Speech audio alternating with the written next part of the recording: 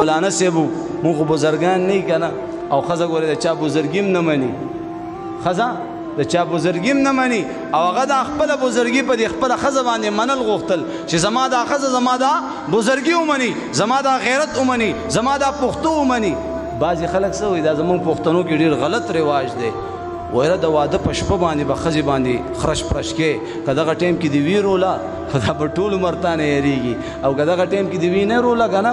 دا بیا تا نه هېرېږي دا بیا ستا خدمت نه کوي دا بیا چې کم دی ستا د عزت خیال نه ساتي نو هغه بزرګ الله ته متوجه دی چې الله داسې یو کارنامه مانه ثابته کا چې زما ښځه زما دا بزرګي ومني نو زما محترم هغه بزرګ نه الله داسې یو کارنامه ثابته کړه هغه بزرګ په هوا شو په هوا کې روانو او هغه بزرګ د خپل کور زما عزتمندو خواوشا په دې علاقه باندې چکر لګولو چې د خپل بیبي مې وویني چکر یې ولګولو خپلې ښځې ورته داسې کتل خو پېژندلو نه چې دا څوک دی بله ورځ چې کوم دی کور ته راغلی دی اکثر بارو کور ته راغلی نو ښځه ورته وایي یاره ته ځان ته بزرګ وې بزرګ خو هغه دی چې په هوا کتلې په هوا کې روانو هغه بزرګ دی وایي ښځې تا ته څه پته ده هغه زه ومه هغه زه ومه وایي قسم دی هغه زه وم وایي ښه ته وي وایي دا ځکه یې دا خپې داسې کږې وږې کېدې نو همدقه شان ته چې څومره هم غیرتي او ځان ته پښتون او دلیر او بهادر وې خو زما عزتمندو د ښځې په مقابله کې ما ورته هېڅ هم نه وي هغې سره به اخلاق مینه محبت عایشه بیبي اوبه وڅکلې اوبه وڅکي الله رسول مبارک راغی عایشې ګوره ښځه او خاوند دي که نه دا طریقه دا ژوند امت ته پرېښې که نه کافرانو ته پرېښې هغه خلکو ته پرېښې چا چې په پیغمبر علیه السلام ایمان نه وړی موږ او تاسو د الله د رسول امتیان یو که نه یو نو زما عزتمندو د هغې په طور طریقو باندې به عمل کوو که نه به کوو به که نه انشاءالله نو الله رسول عایشې بیبي ته فرمایي ای عایشې ته اوبه وڅکلې وایي او یا رسول الله وایي په کوم ځای چې د خولې ایښودي هغه ځای ما ته وښیه چې په هغه ځای باندې زه خوله کېدم دې ته وایي محبت عایشې راځه چې نن لږه مقابله وکړو منډه به ووهو ته ګټې که زه ګټم څومره لوی عزت والا چې الله رسول صلی الله علیه وسلم پیدا شوی نه وی دنیا به هم نه وی پیدا شوی قسم بالله چې کور دې تر څو اول جوړ کړي نه دا دنیا به مخکې ته به ورپسې والله کرانه خو ورځ نه هم زنانه ته ویم هم تاسو ته ویم که زما محترمو د ښځې خاوند خپلو منځ کې مینه محبت او دا کور تر څو جوړ شوی نه نه به دې په وړو کې برکت وي نه به دې په غوړو کې برکت وي نه به دې په چینۍ کې برکت وي نه به دې په توره چای کې او نه وغیره وغیره هېڅ څه کې به برکت نه وي وجه څه ده په دې کور کې بې اتفاقي ده او بې اتفاقي په منګو کې اوبه وچوي بې اتفاقي منګو کې اوبه وچوي نو به هر حال خپل کور والا سره به انشاءالله العزیز ژوند سیټ تېرو کله ناکله د کور والا طبیعت به دې درونی خراب به وي په دې خبره ورسېد نو داسې نه ده چې بس کورسۍ کې ناستې کټ کې ناستې اوبه راواخله جامې راواخله روټۍ راواخله دا راواخله پلانکې راواخله جامې اسري کا دا وکړه هغه وکړه یو کار پسې خپل هم پاسه کور جوړول غواړئ په کور کې خوشحالي او سکون او برکتونه او خیرونه راوستل غواړي خو زما په دې خبرو به عمل کې او که خپله پښتو چلې انشاءالله ان قریب به خپله نتیجه مو ګوري پوه شوې که دا ټولې طریقې تا ته ښودلی شوي دې ښځو ته موږ ډېر محتاج یو ستا کپړو وینځلو ته ضرورت شته که نشته هغې دپاره دوبي ته ضرورت شته که نشته ستا د کور صفایي دپاره مزدور پکار دی هغه مزدور هم ستا ښځه ده دوبي دې ښځه ده زما محترم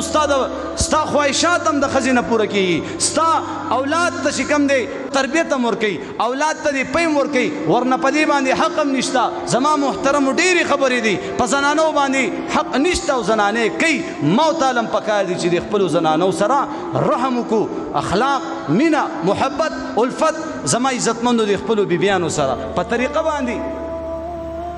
روزانه به ورله لوبیا کور ته روانه کړي روزانه دال به روان کړي ځان نه به بخیل جوړ کړی وي کله به ساګ روان کړی وي کله به کدو روان یاره سبزي ډېر ښه شی دی خېټه کې سنا وي نو چېرته ښه شی به کور ته رانه وړي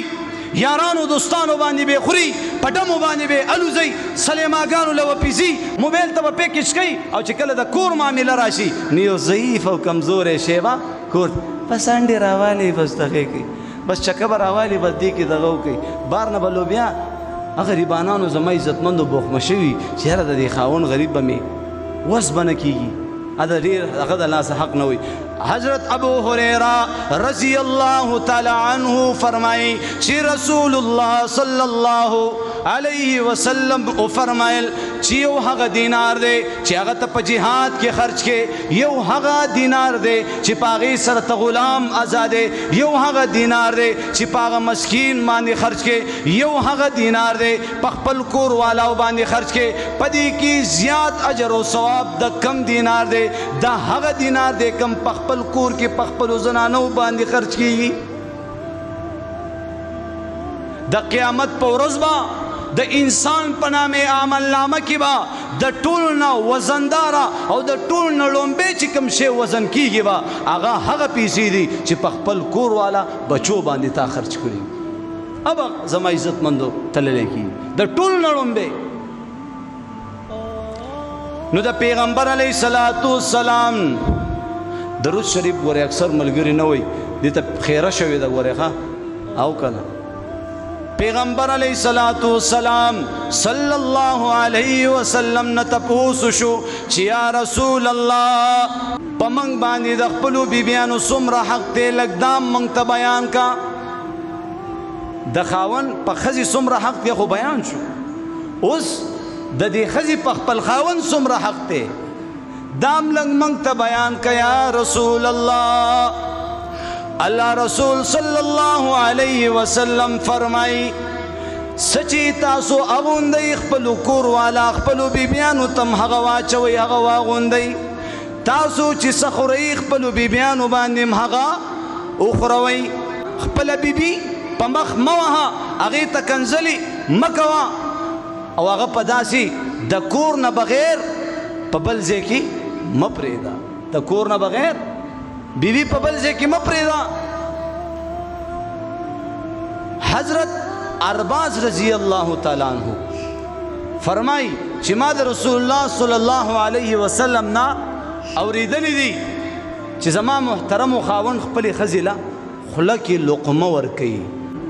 وی په دې باندې دې خاوند ته اجر میلاویږي په دې باندې دې خاوند ته اجر میلاویږي او دې سره د ښځې خاوند محبت زیاتېږي نو یو راغی یاره جی روزانه د ښځې سره لانجې کونجې دي جنګ جګړې دي بې اتفاقۍ دي بدنیتۍ دي کور روز ته ورځه په ښکته روان دی په اولاد باندې هم غلط تاثر شوی دی د دې علاج وښایې زما محترم ورته ویلی کېږي ته داسې کار کوه چې خپلې بیبي له په خوله کې روڼۍ ورکوه هغه دې تا له درکوي تی هغې له ورکوه دې سره محبت زیاتېږي دې سره څه کېږي د ښځې خاوند محبت زیاتېږي ویره جي شرمېږم زه به اوس ښځې له خوله کې روڼۍ ورکوم ما له شرم راځي شرمېږم زه به اوس ښځې له خوله کې روڼۍ نو زموږ مولانا صاحب ورته فرمایي چې بدبخت هغه ټیم نه شرمېږي چې کله دې کمزوري بوټي سره د جنګ جګړې راخستي هغه ټیم نه شرمېږي چې کله په دې ګزار کې هغه ټیم نه شرمېږي چې کله دته د مور او د پلار کنځلې کې هغه ټیم تاله شرم نه درځي دې ټیم کې تاله شرم درغی بیبي سره په وړه وړه خبره به جنګ کوي او الله رسول صلی الله علیه وسلم نه ارباز رضی الله تعالی عنہ دا حدیث واورېدلو عملي خلقو غیرتونه به شاته د صحابو نه څو غیرتیان شته د پیغمبر علیه السلام په مجلس کې ناس خلق ته ځان ته غیرتي وي ته ځان ته پښتون وي ته ځان ته چې کوم دی حیادار وي هغه داسې صحابه چې نور ته به وکته نور به تفش ختم کو توره به راواغسته ځمکه کې به نه واصله ځمکه به ودرېده لکه زلزله به وه داسې خلق په هواګانو باندې په اور باندې چرند پرند باندې په تختونو باندې په هر څه باندې دا خلکو باچاهتو داسې خلک د تیار او بیبي سره څومره ارباز رضی الله تعالی عنہ فورا راغی او زما عزتمندو خپلې بیبي سره کېناستو او په هغې باندې اوبه وڅښل وای ما د رسول الله صلی الله علیه وسلم نه اورېدلی دي چې خپلې بیبي باندې یا اوبه دې وڅښلې یا دې پرې روټۍ وخوړله د دې هم تا ته اجر میلاویږي نو خپل بیبي ته دا حدیث هم بیان څومره زما عزتمندو مینه محبت څومره مینه محبت دواړه چې کوم دی منډه وهي او الله رسول صلی الله علیه وسلم زما عزتمندو رستو شو او عایشه بیبي ته نه مخکې شوله په دې منډه کې په دې مقابله کې نو الله رسول رستو شو او عایشه بیبي مخکې شوه و یا رسول الله اومې ګټله یا رسول الله اومې ګټله وای او عایشه تا وګټله بل موقع زما عزتمندو داسې را جوړه شوله الله رسول ته فرمایي عایشه راځه چې منډه وهو ورته وایي یا رسول الله ټیک ده دواړو زما عزتمندو یو ټارګټ مقرر کړو چې دې ځای پورې به منډه وهو مخکې ته ورسېدې تا به ګټلي زه ورسېدم ما به ګټلي دومره خیال هم دی او دواړو منډه کړه چې منډه کړه زما عزتمندو الله رسول صلی الله علیه وسلم ته نه مخکې شو او عایشه شاته پاتې شوه وایي عایشه ومې ګټله عایشه ومې ګټله محبت دومره زما عزتمندو پیار چې دا خبرې شروع شي په ایمان وایي مونږ کورونو کې به خیرونه راځي نه